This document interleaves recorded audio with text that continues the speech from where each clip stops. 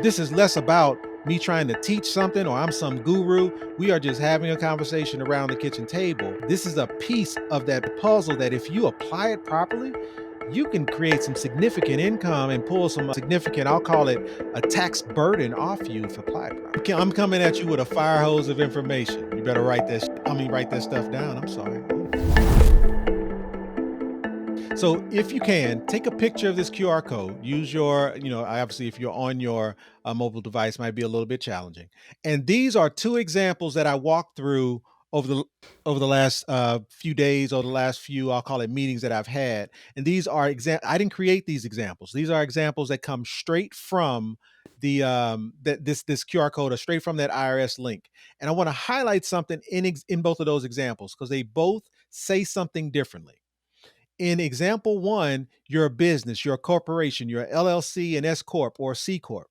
And what they're saying is if you wanted to start a 401k in 2024 and you can contribute PSP, profit sharing plan contributions, a profit sharing contribution into that 401k. The profit sharing contribution for 2023 is 43,500. So you're able to contribute up to 43,500 into that 401k for the calendar year of 2023 to reduce your taxable income.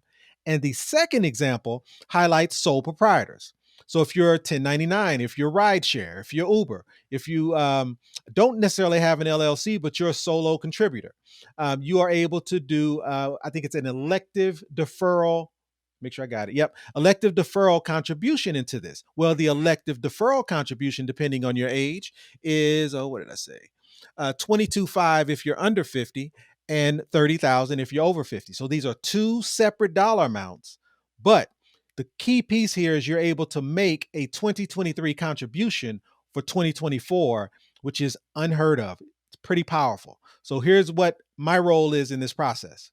If you need a vehicle that needs to be created in order to accomplish this goal, my job is to make sure you have the right structure in place to be able to do so. And then what you should do is take that QR code, take those two examples to your tax attorney so they can work through making sure that process can happen for you. Because what I can't do is give you tax advice, but what I can do is arm you with the tools to be able to have that discussion with your tax attorney. So again, if we want to talk more, the easiest thing to do is get on my calendar. I'm sorry for digressing, but the biggest piece here, this is a pretty powerful piece for those who want to be able to reduce their taxable income from 2023. Okay, I want to share this other part. If people are like, what the heck is he talking about? This is how I understood it. You arrive to the airport and you got way too much stuff in your luggage and there's like nothing you can do about it. At that point, you can't leave stuff at home because you're already there. So what can you do? Well, you can either be penalized by paying a fee to leave it in your luggage, right? Now your luggage is overweight, but now you pay a fee and then you keep moving along your way. Or for some people, that's just a small fee, right? For other people, that could be a significant fee, right? Because the fee is not the same for everybody. Let's just pretend that. Fee is not the same for everybody, depending on the weight. The difference is, in this particular case, is you just move its location. That's it. And then now you're not penalized anymore. So instead of it being in your luggage, you're just moving it onto your body because it's an approved location. It's still the same amount of stuff going on the plane, right? But you are not penalized anymore. And so that's how I made sense of what this rule is. It's just saying it's an approved location that you can move it to, and you have to do it within a certain amount of time. Obviously, you got to do it before the plane leaves, before they board the plane, right? And that's a great point. You have to do this. So how long do you have to be able to accomplish this? You have until, I think it's April 1st. Some say until April 15th, which is the tax date.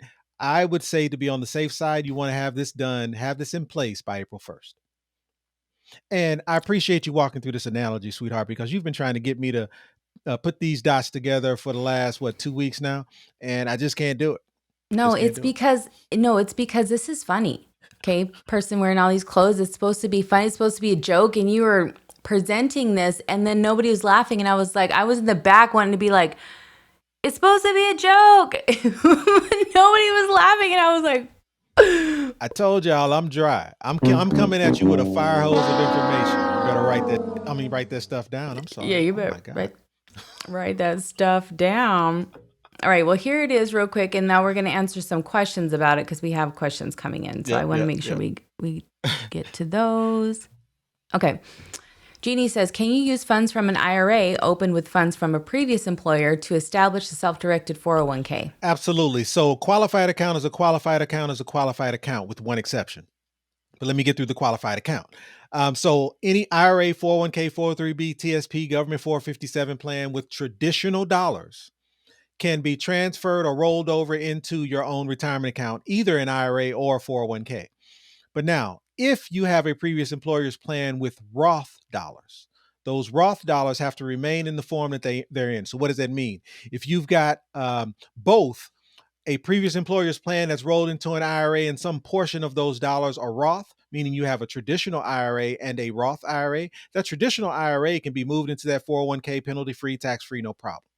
But the Roth IRA has to remain in Roth IRA form, which means we can create a self-directed Roth IRA, but we cannot create a self-directed 401k for those Roth dollars. A lot of words.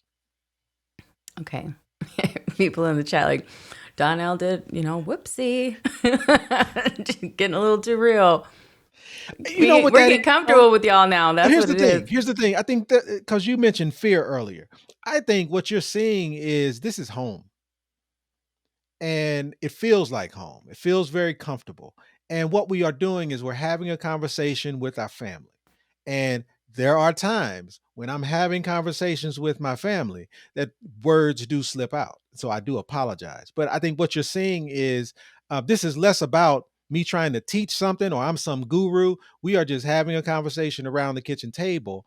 And this is a piece of that puzzle that if you apply it properly, you can create some significant income and pull some significant, I'll call it a tax burden off you if applied properly.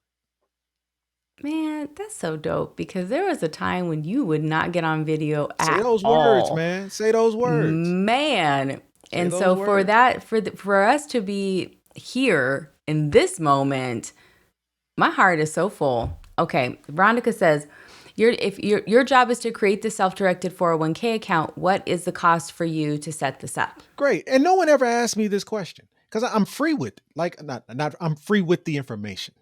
Just so we're clear.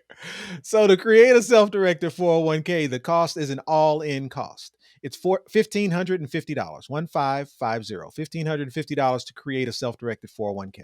And that's an all-in cost. And that all-in cost, what does that all-in cost do? It creates your brand new 401k. It creates the operating agreement for that 401k. It connects that 401k to an empty checking account linked to a what do you call it? A non-recourse lender. And we can dig into what non-recourse means. But the bottom line is once I'm done, I'm providing you with an empty checkbook controlled 401k. And how about that cost? That cost has nothing to do with what you're transferring into it. If you're transferring $5, the cost is $1,550 for this account. If you're transferring 1.5 million, the cost to create this account is $1,550. So that it's less about meaning I am less focused on how to nickel and dime you for whatever it is you have. This is the cost of doing business. The cost to create this account is the $1,550, and that's what you're seeing there.